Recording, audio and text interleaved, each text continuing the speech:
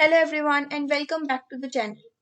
In this video, we will be discussing the keywords and back exercise of chapter 4. So let's start. Our first keyword is hard. So materials which are difficult to compress are called hard materials. Example, iron rod, table, etc. मतलब जो भी material जिनको हमें press करना मुश्किल होता है उन्हें हम हार्ड मटेरियल्स कहते हैं जो इजीली प्रेस नहीं हो पाते हैं. Second keyword insoluble. Materials which do not mix in the liquid or water completely are called insoluble materials. Example, sand, chalk powder, etc. जो सैंड होती है या चॉक पाउडर होता है या जो सॉ डस्ट होता है, अगर आप उसे कभी लिक्विड में ऐड करोगे तो वो इजीली ऐड नहीं होंगे, तो उन मटेरियल्स को हम कहते हैं insoluble.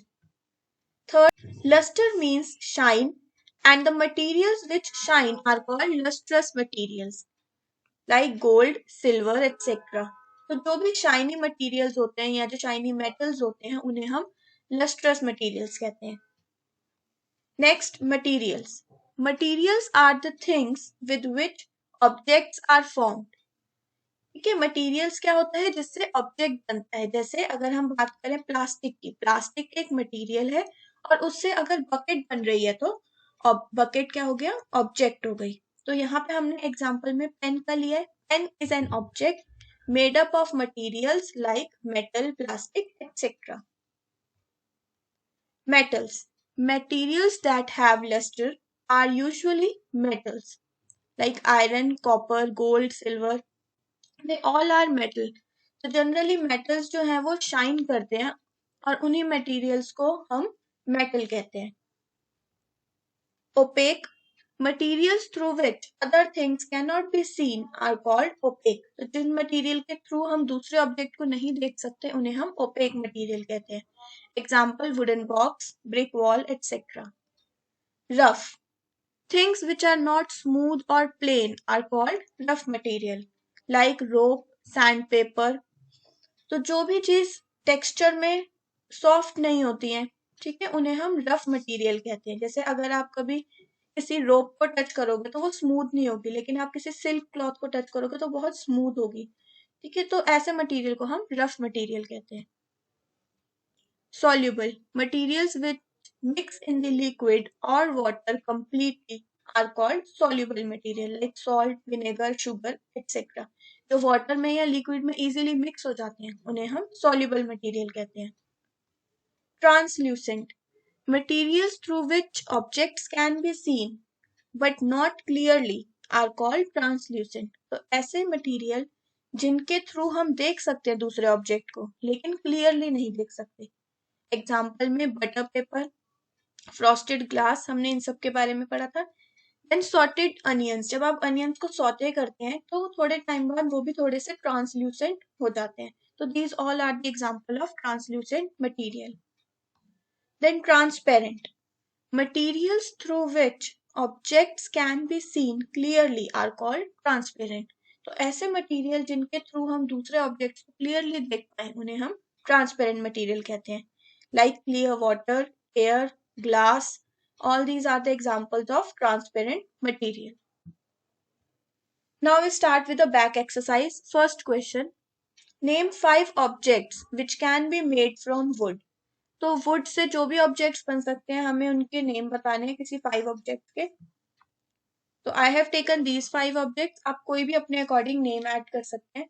So I have taken here pencil, chair, table, cupboard, bed. Next question.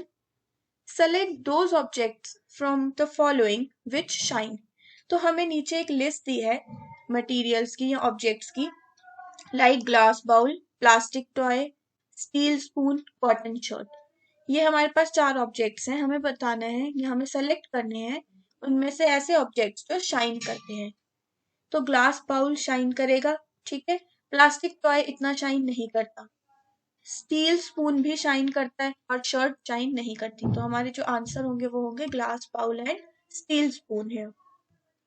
Then third question. Match the objects with the material from which they could be made. हमें उन ऑब्जेक्ट्स के साथ मैचिंग करनी है जिनसे ये बन सकते हैं. लाइक इधर हमारे पास ऑब्जेक्ट्स का कॉलम है और एक मटेरियल का कॉलम है. तो हमें सेलेक्ट करना है कि ये बुक जो है किस किस मटेरियल से बन सकती है, ऐसे ही टम्बलर किन किन मटेरियल से बन सकता है। तो हम आंसर देखते हैं इसका। बुक हमारी पेपर से, टम्बलर जो है वो ग्लास और प्लास्टिक, टम्बलर मतलब जिसमें आप पानी पीते हो, जिसे हम नॉर्मल भाषा में ग्लास कहते हैं पर एक्चुअल में वो एक टम्बलर होता है। ठीक है, तो वो ग्लास का यानी कि कांच का भी हो सकता है और प्लास्टिक का भी हो सकता है। चेयर जो है वो भी again would and plastic, toy हमारा वुड का भी हो सकता है, प्लास्टिक का भी। शूज जो है वो लेदर के। ये जो हमने मटेरियल्स लिए हैं वो हमें गिवन लिस्ट में से ही सेलेक्ट करने थे, तो ये इसका आंसर हो जाएगा। Fourth question, state whether the given statements are true और false. First statement, stone is transparent while glass is opaque. तो ये कह रहे हैं कि स्टोन ट्रांसपेरेंट है और जो कांच होता है वो ओपेक है, मतलब स्टोन के आर पार हम इजीली देख सकते हैं और ग्लास के अक्रॉस हम नहीं देख सकते, तो this one is false. Next statement, a notebook has lustre while erasers doesn't. Notebook में जो होती है शाइन होती है जबकि इरेजर्स में नहीं होती, दिस इज ऑल्सो फॉल्स। ना तो नोटबुक में इतनी शाइन होती है ना ही इरेजर में। Third statement, chalk dissolves in water. Chalk जो है वो वाटर में इजीली डिजॉल्व हो जाता है, this one is again false. Chalk जो है वाटर में डिजॉल्व नहीं होता। Fourth statement, a piece of wood floats on water. This is true. Wood जो होती है वो वाटर में हमेशा फ्लोट करती है।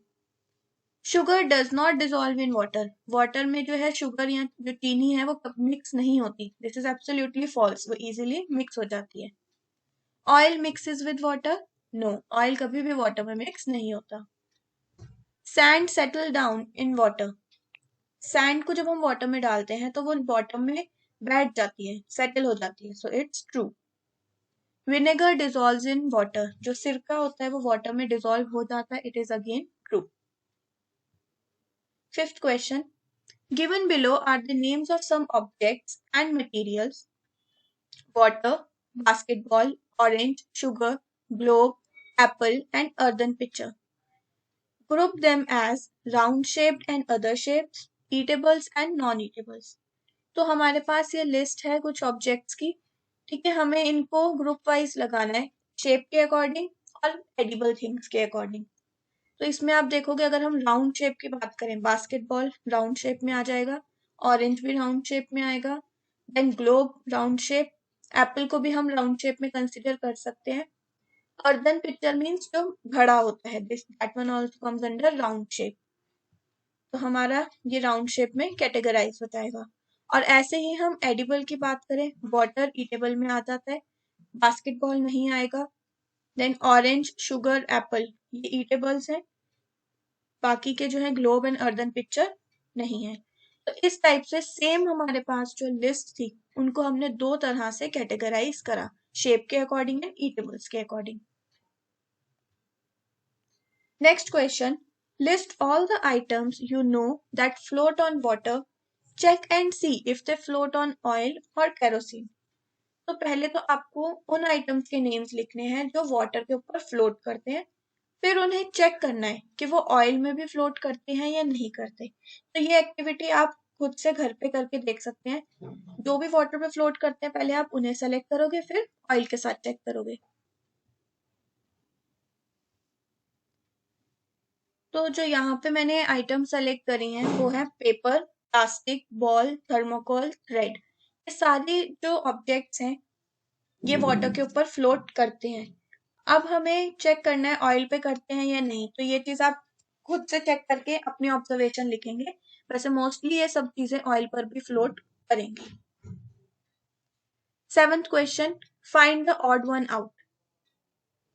Chair, bed, table, baby, cupboard. First वाले में अगर आप देखोगे, chair, bed, table, baby, cupboard, इन सब में सब नॉन लिविंग थिंग्स है एक्सेप्ट बेबी, तो वही होगा हमारा odd. Then rose, jasmine, boat, marigold, lotus, इसके अंदर सब फ्लावर्स हैं एक्सेप्ट बोट, तो इसके अंदर ऑड वन होगा boat. Then we have aluminium, iron, copper, silver, sand. C वाले पार्ट में फर्स्ट फोर जो है ये सब मेटल्स हैं, सैंड जो है मेटल नहीं है, तो this is the odd one. Then sugar, salt, sand, copper sulphate. इनके अंदर अगर आप देखोगे शुगर, सॉल्ट और कॉपर सल्फेट जो है ये सॉल्युबल होते हैं वाटर में, इजीली डिसॉल्व हो जाते हैं, जबकि सैंड डिसॉल्व नहीं होता. तो this one is the odd one. So with this we come to the end of the chapter along with the back exercise. In the next video we will meet with a new chapter.